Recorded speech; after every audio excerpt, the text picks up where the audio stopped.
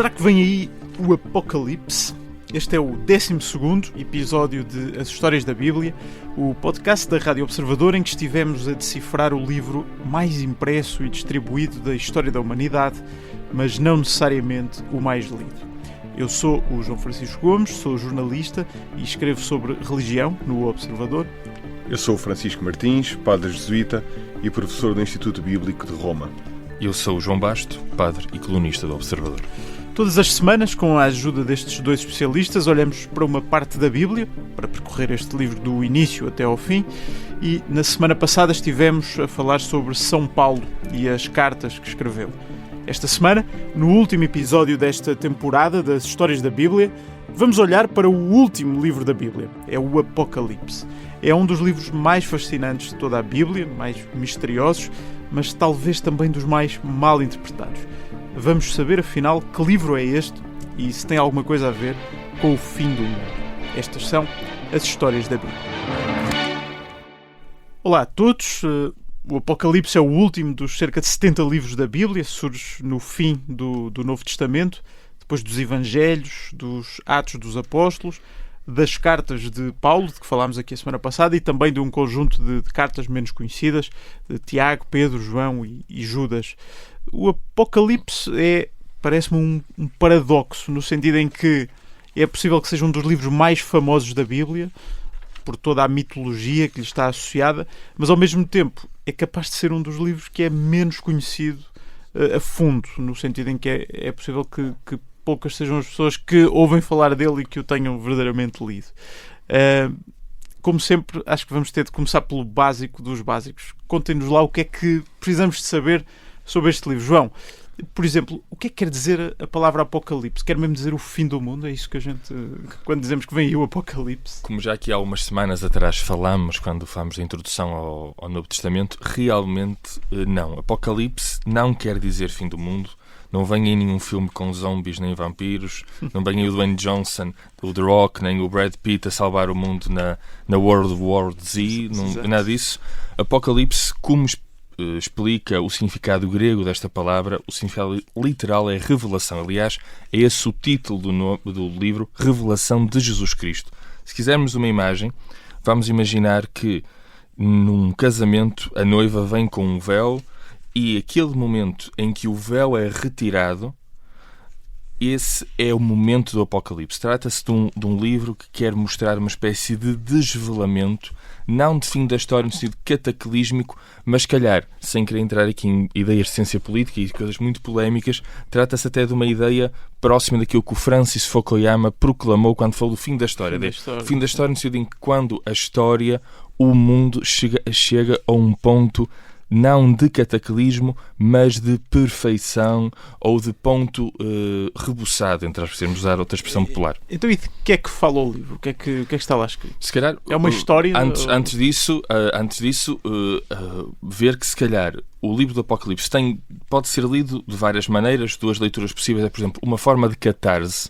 A ideia de que as pessoas viviam de tal maneira dominadas sobre o Império Romano, que o Apocalipse funciona como uma espécie de carnaval, ou seja, há uma terapia de choque. Efetivamente, o Apocalipse tem uma linguagem que às vezes roça a certa agressividade, mas ao projetar essa agressividade numa espécie de ecrã cósmico, isso permite lidar com uma espécie de trauma e renovar a esperança, uma espécie de forma de catarse. Há quem também diga que isto é uma forma também de resistência política. Uma espécie de convite a não se deixar levar por opressão, quer do Império Romano, que depois será visto até em algum sentido como a Babilónia, uma imagem, ou até por um certo paganismo reinante dos primeiros cristãos. Se quisermos também outra ideia, a nível de estrutura, nós estamos a falar de um livro que começa com aquilo que nós conhecemos como as cartas às 7 igrejas. Nós estamos a falar das 7 igrejas de Éfeso, Esmirna, Pérgamo, Tiatira, Sardes, Filadélfia e Laodiceia. A cada carta nós temos uma caracterização desta comunidade, temos coisas a favor ou contra. Em algumas comunidades só temos contra, nas outras comunidades só temos a favor, mas maioritariamente é um misto entre coisas a favor e e contra. Aliás, vem destas cartas aquela ideia de que tu és morno e, portanto, eu quero-te vomitar, que Deus não gosta dos mornos. Deus gosta de quem é sim e de quem é não gosta das pessoas que estão aqui com alguma tibieza. E depois destas 7 cartas, nós vamos passar à ideia das imagens. Não é? Isto não me conta propriamente uma história do princípio ao fim, tem um conjunto de imagens, de visões. Talvez as mais famosas sejam a da mulher e do dragão. A mulher vestida de sol, que simboliza, de alguma forma, o povo de Deus que sofre as dores do parto para gerar o Messias, e o dragão, que representa Satanás, a antiga serpente, que com a violência sanguinária e uma certa pretensão despótica quer destruir e não deixar que esta mulher dê à luz. Temos a ideia do cordeiro e dos eleitos, que através de uma linguagem simbólica fala até daquela ideia dos 144 mil eleitos, e que tem aqui mostrar uma ideia de plenitude. Tem também aquela frase muito comum para quem vai à Eucaristia na altura do Todos os Santos, os eleitos que branquearam as suas túnicas no sangue do Cordeiro. Temos também a imagem da Babilónia, como já falámos, que se refere inequivocamente à ideia da Roma Imperial, a cidade que rejeita a hipótese do Messias, que em alguns sentidos é retratada como a grande prostituta embriagada, não de vinho, mas do sangue dos mártires, e depois a ideia da Nova Jerusalém e do juízo final. Nova Jerusalém, que é uma espécie de uma terra, uma noiva perfeita, na ausência do templo, que o próprio Deus habita para lá da história. A cidade representa a comunhão final e eterna, e é mais ou menos com essa ideia que termina o livro do Apocalipse. Nós já vamos entrar um pouco mais em alguns desses aspectos, mas se calhar vale a pena tentar situar os nossos ouvintes também na cronologia e na autoria deste livro. O livro do Apocalipse é escrito por um João. Será o evangelista João, por exemplo? Uma pergunta que fazemos. A partir da ilha grega de Patmos, onde estava exilado já muito perto do final do primeiro século. O contexto em que é escrito é também já bastante complicado. Estamos naquilo que podemos chamar a segunda geração dos cristãos. Já são discípulos dos discípulos originais. Há uma série de conflitos que são atravessados pelas primeiras comunidades cristãs, claramente com o Império Romano, com os judeus, também entre elas. São comunidades que estão ainda a tentar afirmar uma identidade em contraste com o paganismo e com o judaísmo. Há claramente o episódio do templo, que foi destruído pelos romanos no ano 70. Estes primeiros cristãos também não são propriamente ainda uma religião organizada, são uns grupos dispersos, unidos por esta ideia de que Jesus era o Messias e com olhos postos no fim dos tempos. Francisco, em todo este contexto mais ou menos histórico que conseguimos reconstruir, que livro é que é este? Ou seja, ele é escrito por quem, porquê, com que objetivo? Talvez começar aqui primeiro com a ideia do género apocalíptico. O João já aqui falou um bocadinho do significado da palavra apocalipse. Falar desta literatura que é anterior ao livro do Apocalipse que temos no Novo Testamento e que vai continuar depois do livro do Apocalipse. Existem outros apocalipses. É um estilo que nasce antes de Cristo, provavelmente ali por volta do século III, II antes de Cristo, em contexto de crise política, social e muitas vezes até de perseguição. Eu sei que usamos muitas vezes a palavra crise e trauma para falar da Bíblia, mas se há uma literatura que nasce da experiência de crise profunda e de trauma da perseguição concretamente, é a literatura apocalíptica. Vou dar o exemplo do livro de Daniel, que tem uma espécie de apocalipse na sua segunda parte, do capítulo 7º para a frente. Que é um livro profético. Que é um livro profético do Antigo Testamento, exatamente, o profeta Daniel do Antigo Testamento. Claramente o livro é escrito durante a perseguição de Antíoco IV, um rei que persegue os judeus ali no segundo século antes de Cristo, e as visões e a esperança que aquelas visões inspiram tem a ver com aquela perseguição. O mesmo se diga aqui com o Apocalipse. Nós estamos do Apocalipse do Novo Testamento.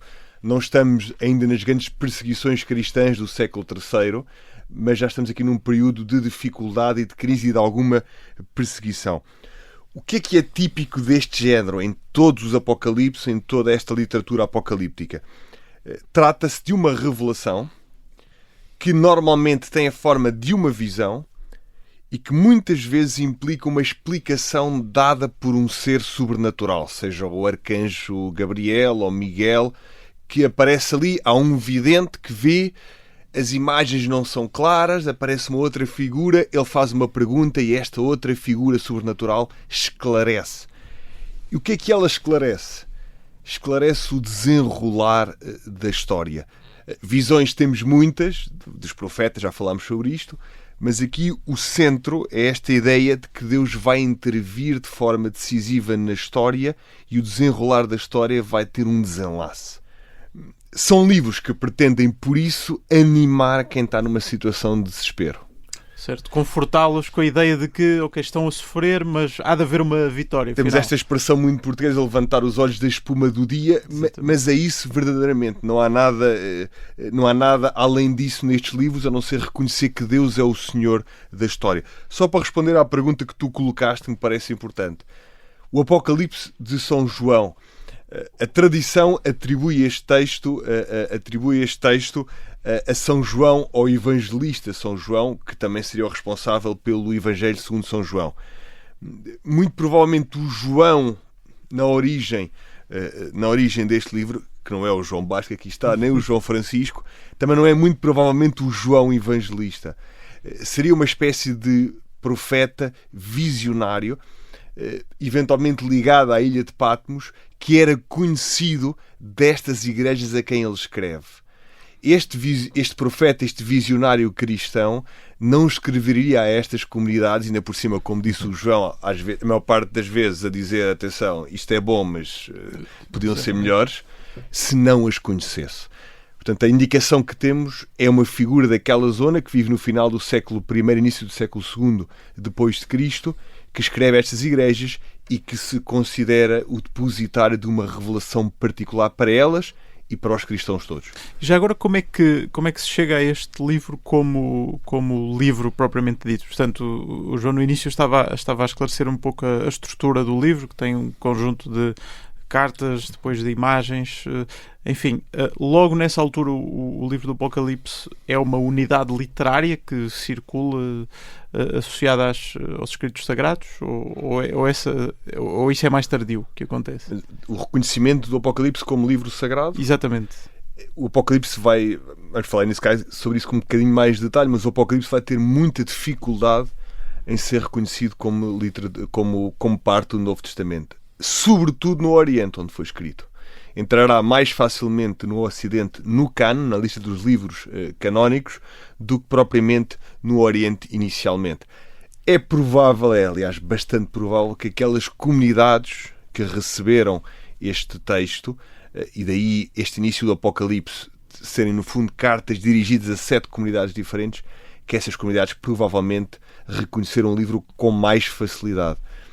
Depois falaremos sobre isto com mais detalhe.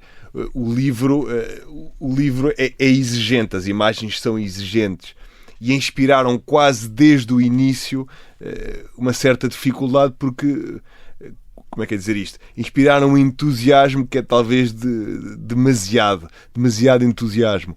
E, portanto, as autoridades, as próprias comunidades, sentiram um certo desejo de ter as coisas controladas, isto é, de não ter ali um livro que, de alguma forma, pudesse gerar ou ansiedade ou pudesse gerar interpretações demasiado erróneas do que é que suceder depois da manhã. Se calhar só 2 notas, mesmo para terminar esta parte. Primeiro é que acho que já entendemos que o livro do Apocalipse é uma espécie de cidadela de grandes enigmas. Cidadela que até é uma imagem utilizada no livro do Apocalipse, mas que não... E eu já falei até da questão do fim da história, até falando de Fukuyama. O Apocalipse não tem apenas a ver sobre o futuro. O Apocalipse é uma forma também de descodificar a realidade política e religiosa da época. Nomeadamente porque se haviam estas perseguições, muito embora não sejam, como o Francisco aludiu, às perseguições do século III, a verdade é que os cristãos não viviam num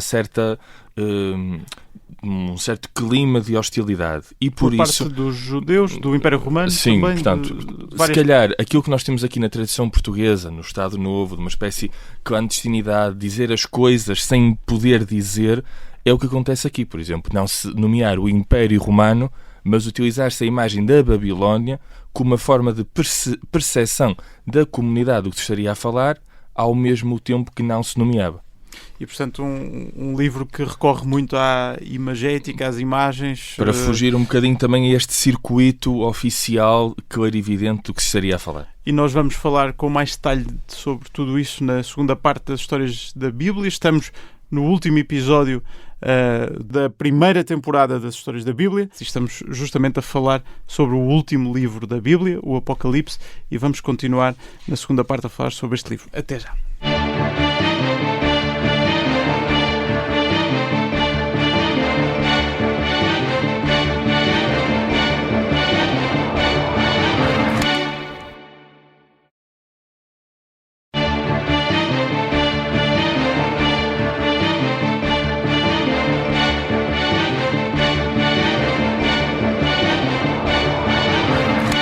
Segunda parte de As Histórias da Bíblia, com os padres João Basto e Francisco Martins. Esta semana, no último episódio da primeira temporada das Histórias da Bíblia, estamos a falar do último livro da Bíblia, o famoso Apocalipse. E há um aspecto fundamental neste livro, já tocámos nesse assunto na primeira parte, mas agora vamos explorá-lo com maior profundidade.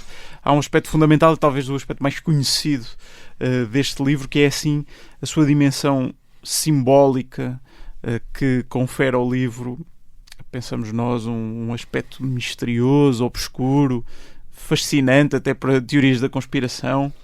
Temos os números, as 7 igrejas, os 7 seus, as 7 trombetas, o simbolismo do número 12. Depois há os 4 cavaleiros, há a prostituta Babilónia, a besta, a Jerusalém Celeste. Tantas imagens mitológicas, lendárias, misteriosas, que realmente criam aqui um universo muito fascinante neste livro, e que muitas vezes até nos transporta justamente para aquela acessão que nós temos da palavra Apocalipse, que é o fim do mundo. Francisco Martins, porquê tudo isto? Isto tudo faz parte deste estilo literário muito, muito particular.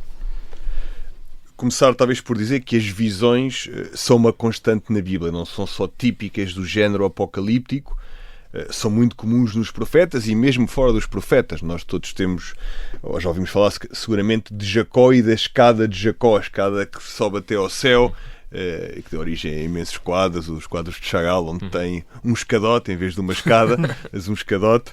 Esta escada até ao céu, com os anjos que sobem e descem, e isso é no livro do Gênesis, não é nem sequer nos profetas. Os profetas também têm visões espetaculares. Isaías vê Deus sentado no trono, e Ezequiel, a mesma imagem. Nós estamos constantemente nos profetas a ter uma espécie de live streaming do trono divino, Isaías e Ezequiel. A marca do Apocalipse é que estas visões se concentram no desenrolar da história e no seu desenlace. Já dizíamos isso na primeira parte deste programa. E abundam as imagens de caráter mitológico. Tu referias animais monstruosos, grandes cerimónias, coisas que sobem ao céu e que descem do céu. Mas estas imagens mitológicas servem precisamente para ilustrar este desenrolar da história e a luta entre Deus e as forças da opressão e do mal. Não tivemos a ocasião de dizer isto, mas o livro de Daniel tem as famosas imagens da sucessão dos impérios, que são os vários animais, e depois o último animal já é só um corno, e desse corno saem mais 3, etc., que inspiraram, por exemplo, a nossa ideia do Quinto Império, a própria história do futuro do padre António Vieira. No fundo, são visões que tentam inspirar confiança e que são profundamente anti-imperialistas. Eu já disse isto aqui, a Bíblia é um livro claramente anti-imperialista, anti-imperial, dentro da Bíblia, o Apocalipse é o livro mais anti-imperialista por excelência. Ainda, novamente, temos de fazer sempre esta ressalva, ainda que o legado, muitas vezes, deste livro, da Bíblia, não tenha sido tão anti-imperialista como na origem. Mas há imensas imagens e símbolos que talvez nos assustem, muitas vezes assustam o Apocalipse, mas que também inspiraram uma panóplia de tradições e de elementos culturais. O 666, o número da besta, é o exemplo mais típico, mas existem seguramente outros exemplos. E conseguem ajudar-nos a perceber alguns dos símbolos mais famosos que aparecem o 7 é simples, acho que ainda hoje o 7 é tido visto como um número da perfeição, não sei por acaso que é CR7 e não CR8 ou CR9.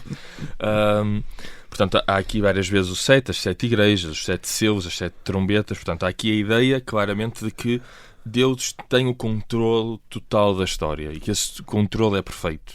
Estás a insinuar que o Cristiano Ronaldo é um jogador apocalíptico? Não vou insinuar nada de futebol. Gostei muito que ele tivesse começado no Sporting. O 4 é o número cósmico e do mundo. São 4 pontos cardeais. Os 4 cavaleiros do Apocalipse, os que representam depois também os 4 flagelos que atingem a Terra. O 12, há aqui uma simbologia que está muito ligada aos 12 apóstolos, às 12 tribos de Israel. Portanto, aqui a ideia do povo de Deus, a casa perfeita para todos os fiéis. Há também o 13,5, que é metade de 7. Aparece muitas vezes como o tempo limitado, o tempo do mal, como também depois o 6 é visto como o número perfeito que ficou pelo caminho, ou seja, 7 é o número perfeito, 6 é o número que quase chegou lá, que morreu na praia, muito embora esta numerologia possa estar ligada, às vezes até à dimensão greco-romana, como também à hebraica, porque há quem diga que o 666 é uma espécie de código político para um novo Nero, o Nero que é aqui uma grande também besta neste mundo cosmopolítico em que o Apocalipse é escrito. Portanto, estes números não estão lá por acaso, mas estão porque realmente na mentalidade da época, também na mentalidade judaica, tinham uma função. Isto que o João é absolutamente correto. Acho que o que aconteceu depois na tradição é um bocadinho, deu-se um certo caráter de fetiche a estes números, mesmo o 666.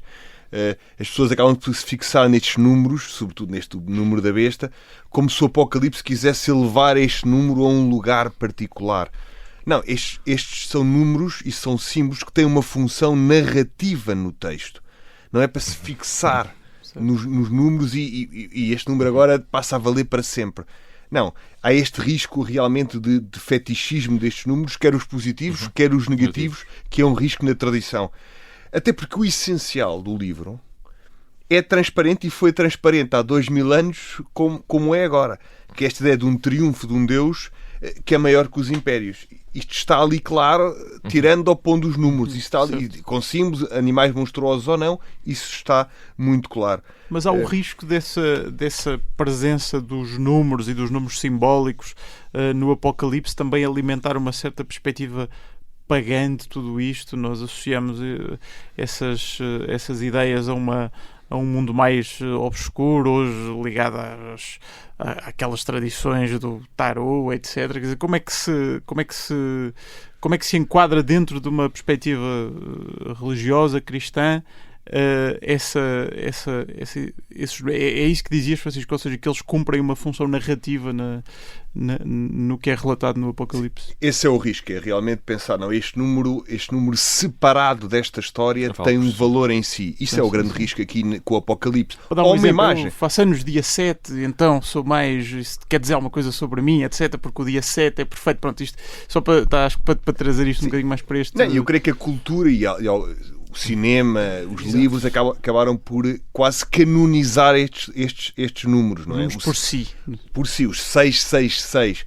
Mas estes números têm uma função narrativa no texto, são símbolos, não são em si próprios o fim da história, são símbolos e servem só para passar esta mensagem, que Deus é maior que o 666. Exato. Além dos números, há também outros símbolos, não é? Que estávamos Grande Babilónia, etc. Se quisermos ver como estes símbolos tiveram até uma certa repercussão popular, não sei se leram, mas se não leram, se calhar houve uma grande geração que viu os filmes das Crónicas de Nárnia, e não é por acaso que há ali uma personagem que é um leão que morre num altar em torno de determinadas figuras, que existe uma batalha final em que existe um cavalo branco. Já referimos até num episódio o facto no Game of Thrones, acho que é o penúltimo, não quero ofender nenhum dos fãs, há uma cidade em ruínas em que há um cavalo branco que se passeia na cidade. Tudo isto entrou na cultura popular, às vezes como forma de narrativa e como código, outras vezes como uma espécie de fetiche por estes números que, sem narrativa, são meramente amuletos e superstições. O Apocalipse, como temos dito, é o último livro da Bíblia. No fundo, é o texto que encerra este período bíblico e nos coloca no tempo que vem a seguir, o tempo dos primeiros cristãos, em que começa a ganhar forma aquilo que hoje se chama a Igreja. João, que papel é que este texto tem nessa fase de transição? Eu creio que em duas notas podemos falar de dois papéis, dentro de muitos. Um é, este livro funciona quase como uma espécie de sistema imunitário da Igreja nascente. Esta é talvez a sua função mais crítica naquela época, como já falámos, estamos a falar de uma época de transição, de grande perigo para o cristianismo, onde haveria até o problema dele ser exterminado ou até diluído pela cultura da época, e o livro marca claramente ali uma fronteira até intransigente, diabolizando o Império, conferindo-lhe a ideia da besta, da Nova Babilónia, etc. Acaba por reforçar que a Igreja é algo contracorrente, sem querer fazer concorrência a um famoso podcast e programa desta rádio. Acaba por mostrar que a Igreja é algo contracorrente, e que não é possível nós dizermos sim a Cristo e sim a Roma ao mesmo tempo, quando dizer sim a Roma era muito importante, ou poderia ser importante até para garantir bons negócios e paz social. Por outro lado, há também uma transformação. Este livro marca uma transferência de campo de batalha. Os primeiros cristãos esperavam que Jesus voltasse amanhã, já referimos isso com Paulo, falámos disso várias vezes até quando falámos da morte de Jesus e da Páscoa do Reino de Deus. Mas o tempo passava e os apóstolos morriam e o mundo continuava igual, e isso gerava até uma crise de fé. E o Apocalipse, como disse, muda o campo de batalha, dizendo que em vez de uma vitória militar imediata na terra, o livro mostra uma espécie de vitória litúrgica no céu. Não é por acaso que na segunda parte existem estas imagens de hinos, cânticos, adoração, o Cordeiro, toda a gente em volta do trono, do altar do Cordeiro, hinos repetitivos, por exemplo, Santo, Santo, Santo, digno é o Cordeiro que foi imolado, de receber o poder e a realeza, a grandeza e a honra.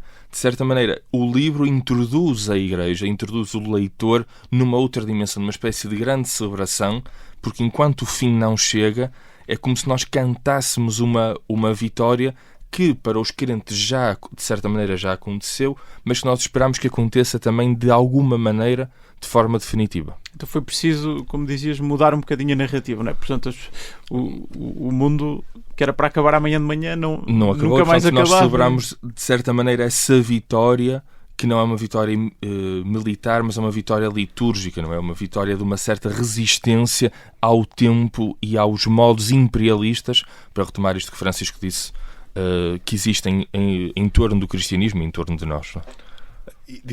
Dissemos logo no primeiro episódio que a Bíblia conta a história total da humanidade. E realmente agora estamos a chegar aqui ao Apocalipse e a ver isso precisamente. Estes cristãos desta geração, no Apocalipse, nestas visões que recebem numa altura em que já percebem que se calhar o mundo não vai acabar imediatamente a seguir, recebem esta visão como uma visão que lhes permite olhar para o conjunto da história até ao seu final com a esperança necessária. Se até posso acrescentar, nós falámos disto já, o Francisco aludiu ao facto de realmente nós podermos não temos claramente referência de que será o evangelista João a fazer este livro, mas o facto é que este livro mostra que o reino de Deus, como Jesus diz, creio que no Evangelho de São João, não é deste mundo, mas é um reino do mundo. Não é deste mundo, mas é um reino do mundo, e que tem uma origem sacrificial. Esta ideia do cordeiro que surge, que tem que ser imolado, o cordeiro que foi imolado é digno de receber alguma coisa, mostra que o reino não é uma espécie de triunfo, mas é um reino que se origina precisamente de um sacrifício, de uma morte e de uma determinada morte. Eu há pouco na primeira parte já introduzi esta questão por alto. há uma ideia frequentemente associada ao Apocalipse, que foi escrita, lá está, por esta figura, João, a partir da ilha grega de Patmos, onde estaria exilado, desterrado, para onde estava longe de todo o mundo. A minha questão é, como é que, Francisco, estes textos, sabemos que a primeira parte, então, a parte das cartas, é mais fácil, mas como é que estes textos escritos a partir de um desterro, de um exílio, foram depois encontrando o seu caminho até se tornarem num livro que hoje integra o cânon da Bíblia, das Escrituras Sagradas? Esse aspecto da estrutura de que estavas a falar é importantíssimo. O Apocalipse começa com 7 cartas curtas, já falámos aqui, e esta estrutura ajudou, no certo sentido, a enquadrar o Apocalipse com o que está imediatamente antes no Novo Testamento, que são as cartas primeiro de Paulo e depois dos outros apóstolos, Tiago, João, Pedro, Judas. Portanto, as 7 cartas ao início do livro do Apocalipse permitiram fazer a transição entre o grupo de epístolas e estas visões do final, do desenlace da história. Portanto, isto teria ajudado também à composição do Novo Testamento, começando com os Evangelhos, com as cartas e, finalmente, na transição para o Apocalipse. Confirmo e reitero aquilo que já disse, esta atribuição a João Evangelista muito provavelmente é uma atribuição tardia. Isto é um dado importante e não falámos sobre isto nos Evangelhos e vou dizê-lo aqui. Muito provavelmente quem escreveu o Apocalipse chamava-se João.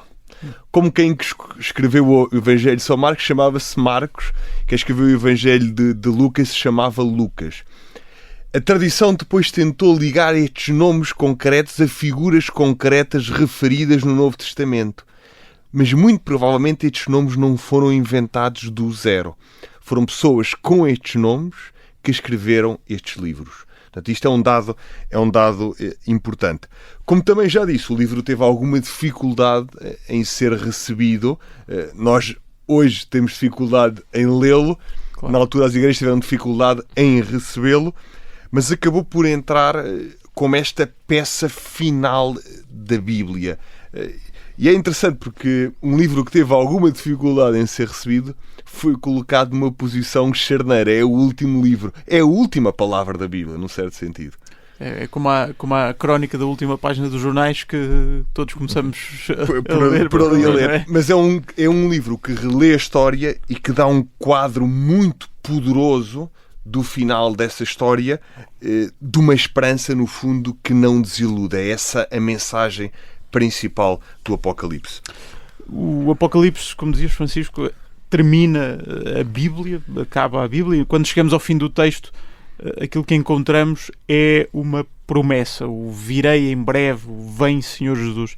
Ora, estamos também a chegar ao final deste podcast e gostava que ajudassem a perceber como é que esta ideia da Bíblia terminar com uma promessa é lida no universo cristão. Há pouco o João referia bem como no tempo dos Evangelhos os cristãos consideravam que o fim dos tempos era amanhã de manhã, mas todos os dias amanhecia um novo dia e o mundo não acabava e, portanto, neste momento a perspectiva que os cristãos têm sobre o fim dos tempos já não é que é amanhã de manhã. Como é que, enfim, como não veio logo, como se achava nos tempos bíblicos, de que lugar é que esta promessa de uma nova vinda de Jesus tem na teologia cristã e também na Igreja Católica?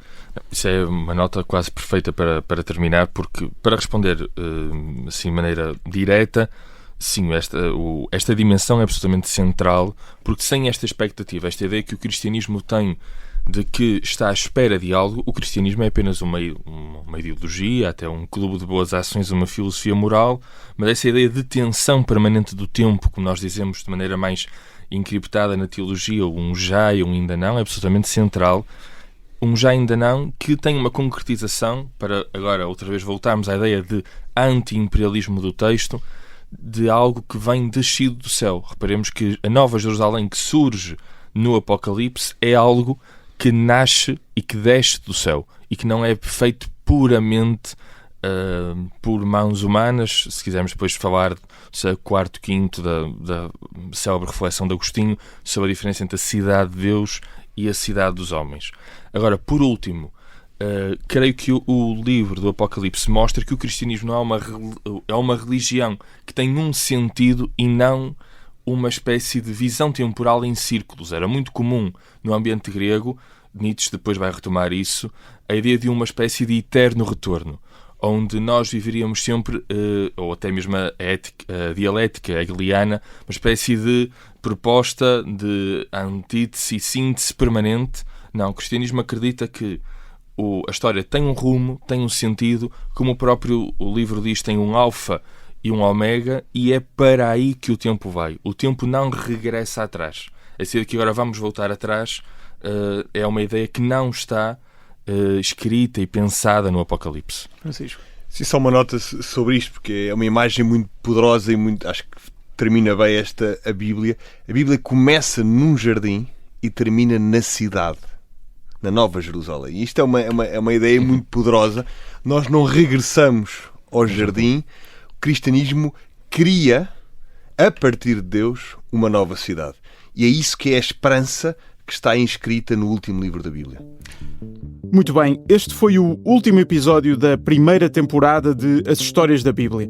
Ao longo das últimas 12 semanas estivemos a olhar para a Bíblia, de uma ponta à outra, do Gênesis até ao Apocalipse, e percorremos toda a história da Bíblia, um dos livros mais fascinantes e decisivos da história da humanidade e também o maior best-seller da história da literatura.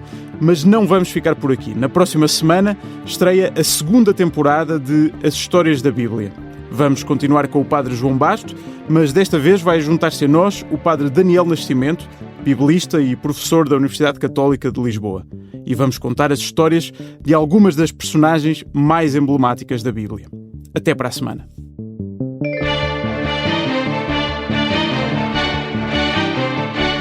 Histórias da Bíblia é um podcast da Rádio Observador com Francisco Martins e João Basto. É apresentado por mim, João Francisco Gomes, e a música do genérico é de Tiago Afonso.